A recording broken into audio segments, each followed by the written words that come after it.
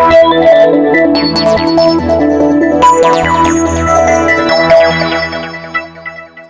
I'm Michael Cheezum, the chair of the FiRST committee, and I'm here with Dr. P.K. Shah, professor of medicine and director of the Atherosclerosis and Prevention Clinic at Cedars-Sinai. Thanks for joining us today.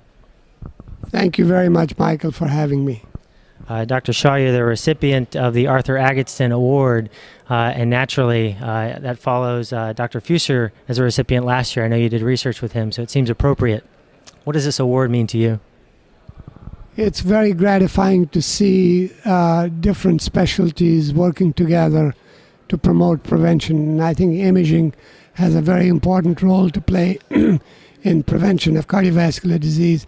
So this award is very meaningful in that sense, and also for two other reasons. One, that the prior recipient, one of the prior recipients has been Valentin Fuster, who was one of my mentors in whose laboratory I spent time on a sabbatical.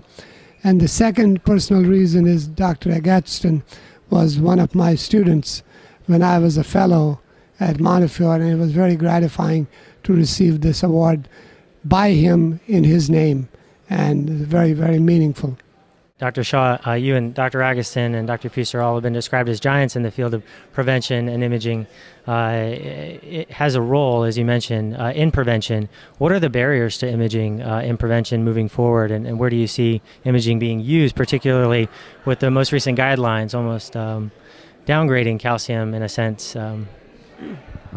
I think non-invasive imaging has a very powerful role to play, both in screening and identification of at-risk individuals, and down the road will play a very important role in assessing not only natural history but response to therapeutic interventions. And I am a big believer in the role of non-invasive imaging in our field. Unfortunately, the recent guidelines have created a little bit of confusion and chaos, and I think imaging deserves a bigger role in risk stratification and identification of people more likely to benefit from aggressive intervention, and sparing people who are at such low risk they're not likely to benefit from any aggressive medical or mechanical treatment. Imaging will also have an important role in assessing the benefits of new and emerging therapies against atherosclerosis. We cannot always do 20,000, 30,000 patient clinical trials. We need an intermediate endpoint to obtain initial proof of concept of efficacy of a therapeutic intervention. And I think imaging will have a very important role in that. Can you give us a sense for where we stand on the vaccine front? I know you're heavily involved in that, and where do we stand, and how can imaging be used as a proof of concept there? Yes, we are developing the concept of immune modulation of atherosclerosis using vaccine containing antigens that are derived from human ApoB100, which we and our collaborators have identified.